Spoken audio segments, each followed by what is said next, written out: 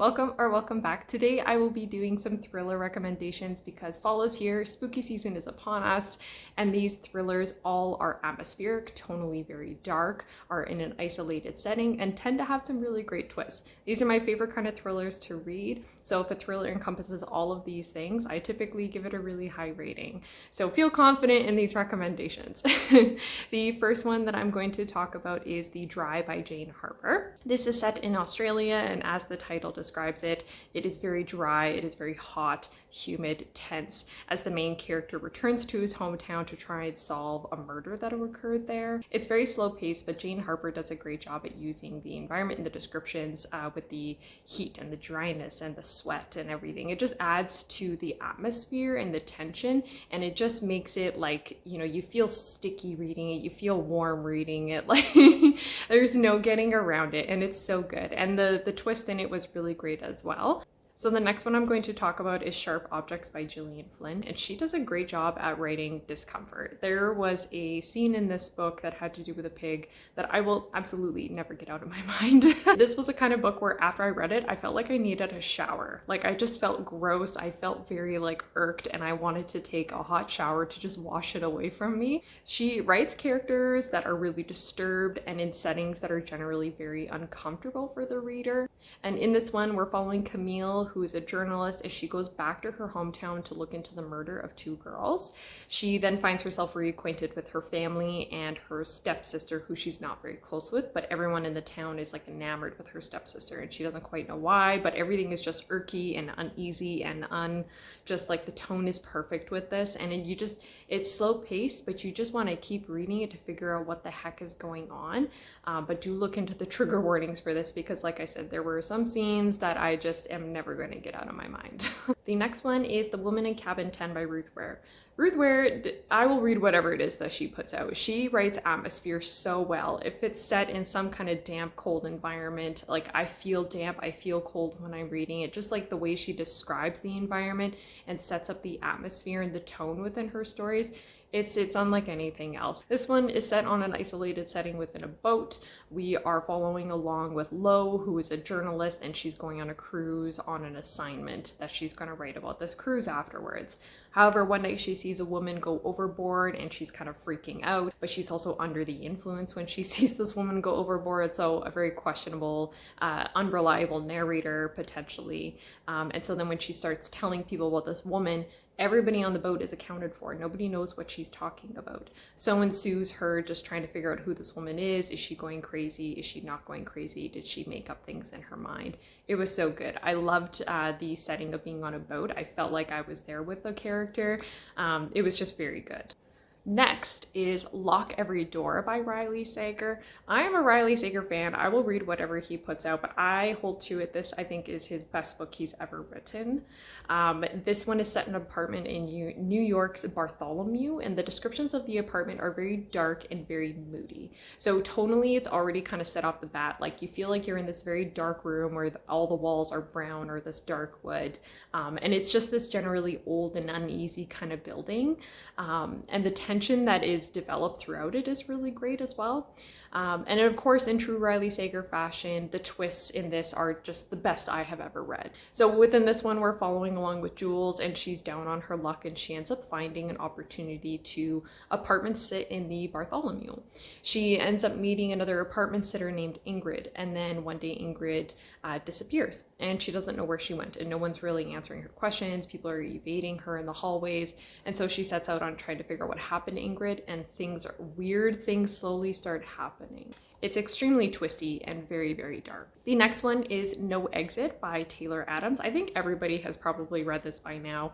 This was so good. This is like a different kind of thriller than I've read before. This one's extremely fast-paced, but it is in an isolated setting in a truck stop, and it's set in the middle of winter. The descriptions that Taylor Adams includes in here, you feel cold reading it. Like you feel suffocated reading it, because this truck stop is just them and a handful of other characters, and our characters just trying to figure out what's going on. So within this, we're following along with Darby, and she gets stuck at a truck stop with a few other characters.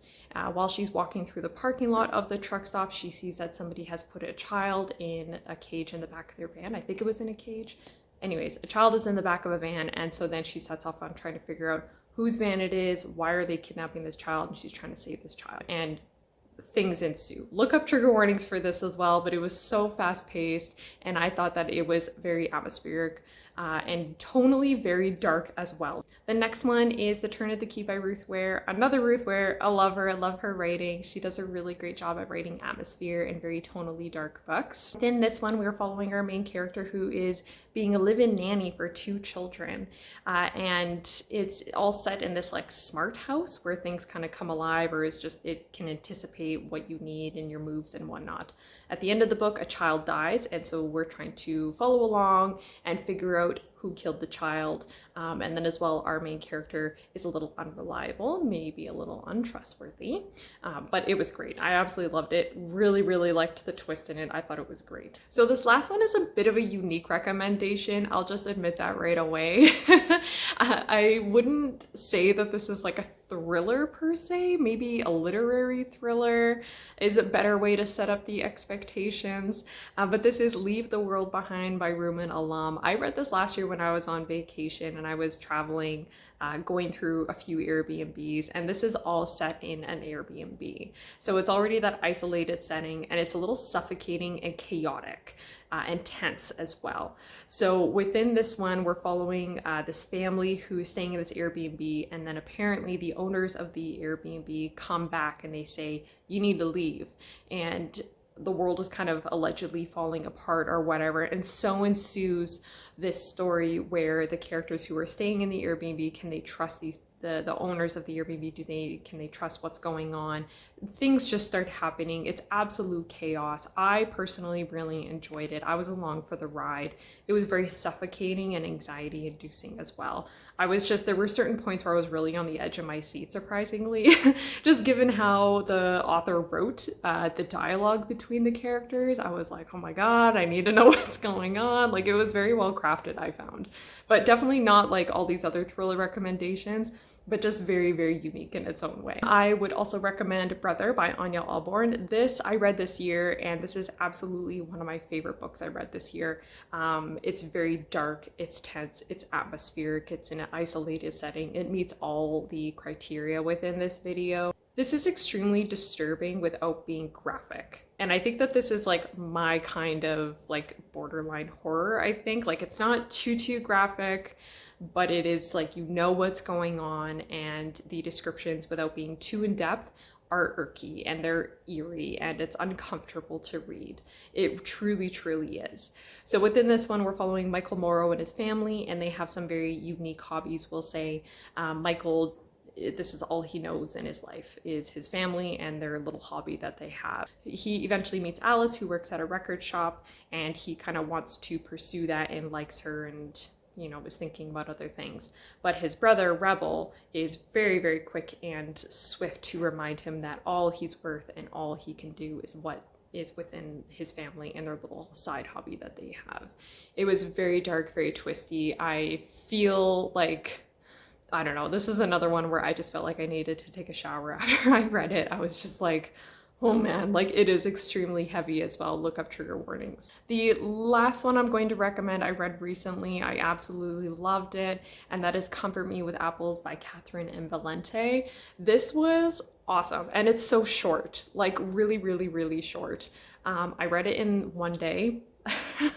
I just like ate it up. It's so tense. It's really kind of atmospheric in its own way, and very isolating and suffocating. Like, that's how I would describe it. The character that we're following along with, she and her husband live together in this like bordered off town, or like closed off town. And she loves her husband, but isn't sure why she can't go in the basement. And she's starting to question things, and she's asking people in the neighborhood about things that are going on and about their life. And they're kind of evading her eye contact. They don't really want to answer her questions. And things just get freaking weird in here. Like, I was like, what in the world is going on? And then when I got to the end, I was like, oh my God, my jaw was literally on the floor. It was such a great twist, and it made everything else made sense. I was like, holy moly. Definitely look up trigger warnings for this as well, but it was just excellent. It was very, very dark in its own way, and its messaging and the atmosphere was very unusual. It's very tense because we're trying to follow along with a character who's trying to get answers and nobody's answering her questions, and weirder and weirder and weirder things are happening. I really liked it. I thought the writing was great as well. So that is all the thriller recommendations that I have that are atmospheric in an isolated setting, tonally very dark, and some pretty decent twists. I also hope that that gives a good idea as to the kind of thrillers I gravitate towards and like to read.